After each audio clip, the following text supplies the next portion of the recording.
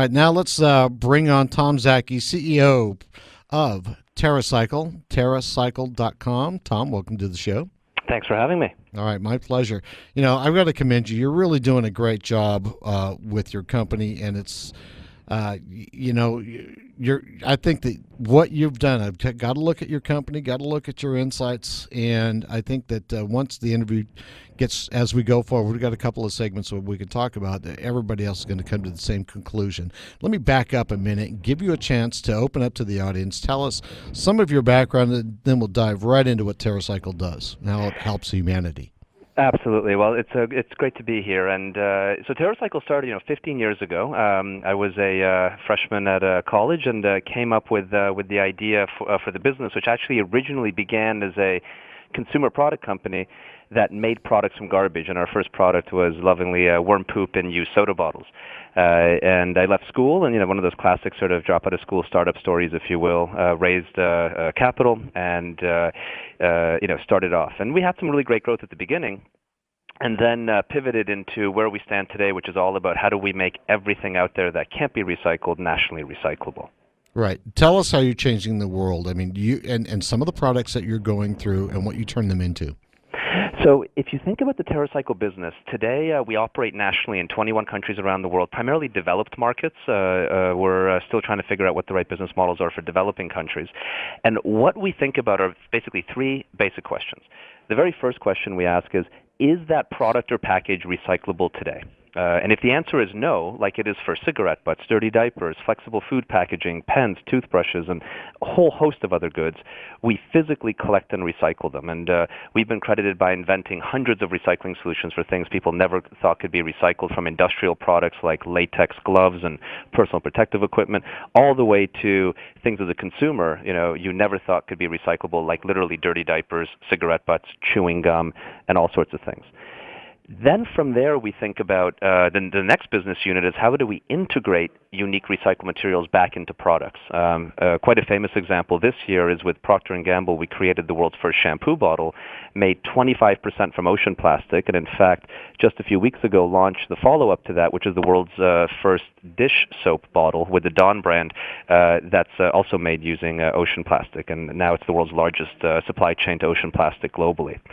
And then the third question we ask, which is our final business unit, is how do we move away from the concept of disposable goods altogether and reinvent the world's most famous brands into durable products where their products and their packages never become waste at all, so that you never have to worry about collecting or recycling them to begin with. What are you doing on that note? Because that really resonates with me.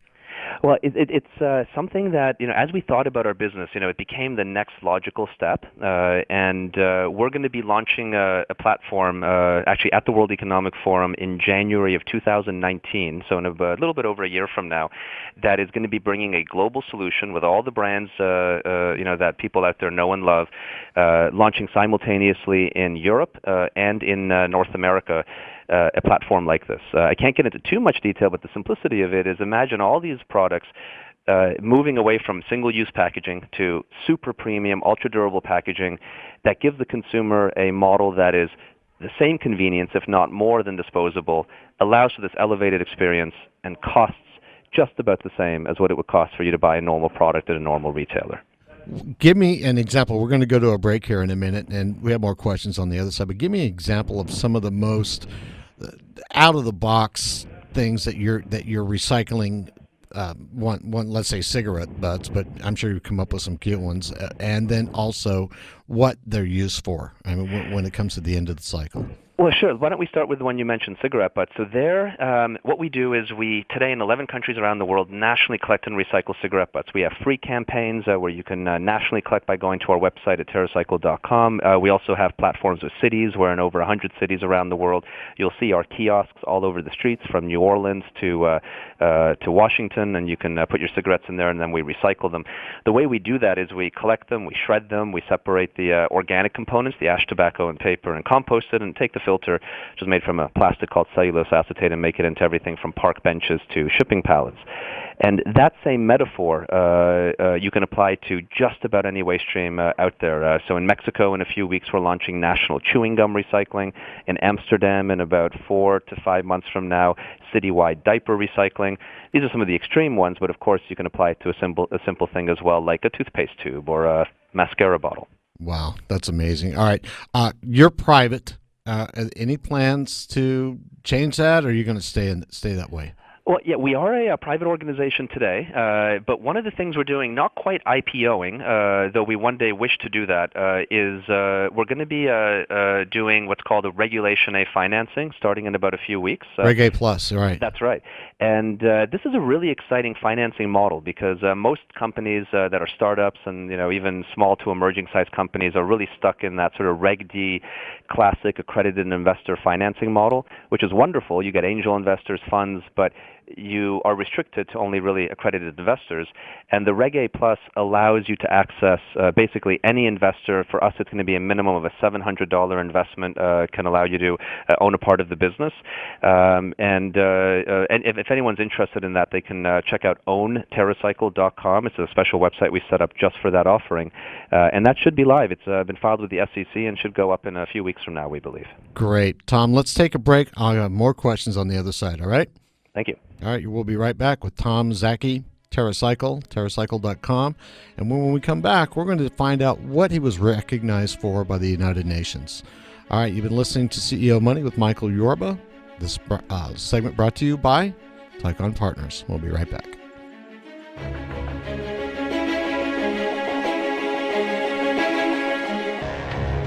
Welcome back to CEO Money and Michael Yorba, your host. All right, our guest this segment, Tom Szaky, CEO, TerraCycle. All right, Tom, when we left off, you were just getting into the topic of a Reg A Plus for TerraCycle.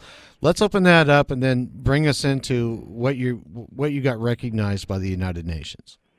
Absolutely. So one of the things, especially young companies, that go through that startup model tend to rely on a financing structure that's the Reg D financing, where you go after funds and angel investors, and typically are restricted because of the Reg D rules to accredited investors. Folks who have over $1 million in net worth usually have to make big minimum investments like $25,000 or $50,000, and that's how we raised our first $25 million at the beginning of our history.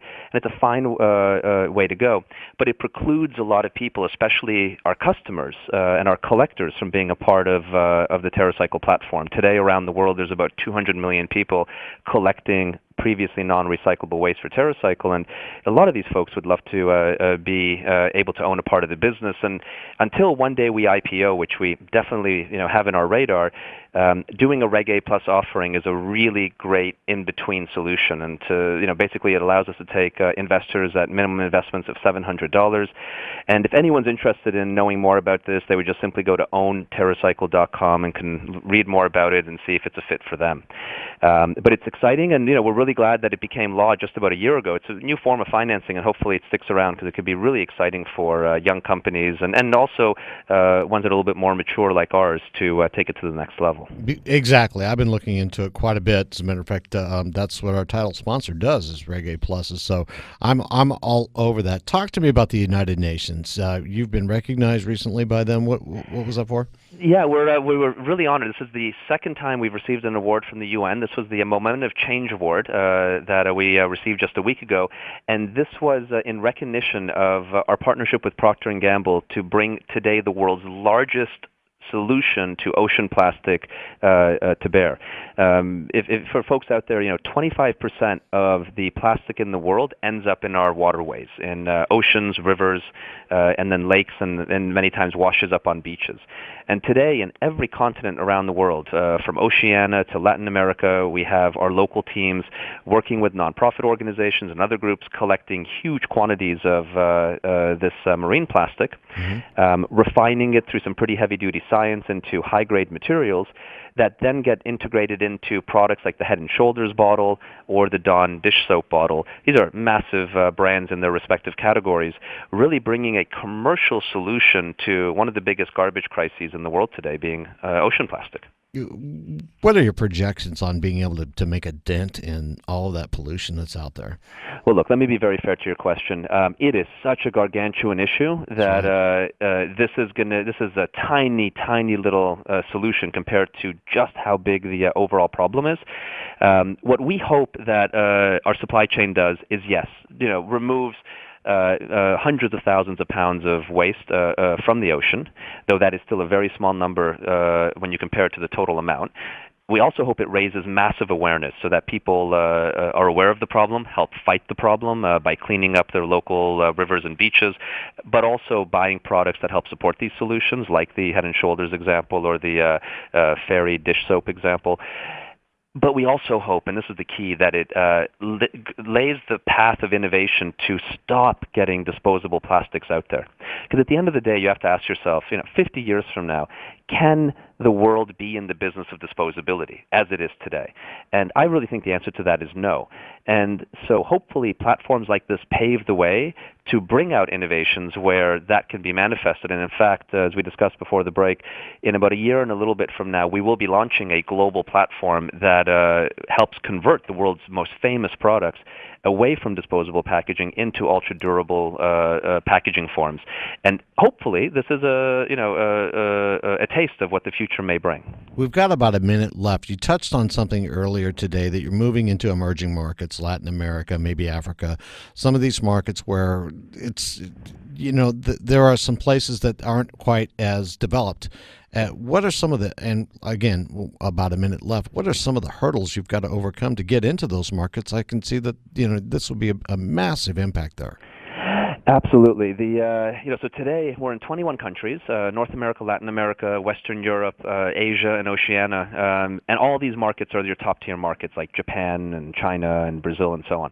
Right. What we're thinking about now, especially since we're in most of the top-tier markets, is how do we bring our business model not just to Western Europe but Eastern Europe, not just to Brazil and Mexico but Central America. And some of the key issues are working in tiny countries is very complex from a legal accounting standpoint, more complex than the big ones, and also the overall budgets and access to capital is much more restricted. Right. So it's more complex with a smaller prize.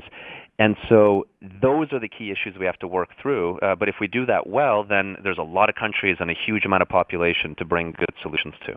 Got it. All right, we've got to run. Tom, I just can't tell you how thankful I am that you're doing what you're doing for the world. Well, it's a real pleasure to be here today, and thanks for chatting. My pleasure. Tom Szaky, TerraCycle, TerraCycle.com. And please follow up. You, too, can be an owner of something that's going to change the world.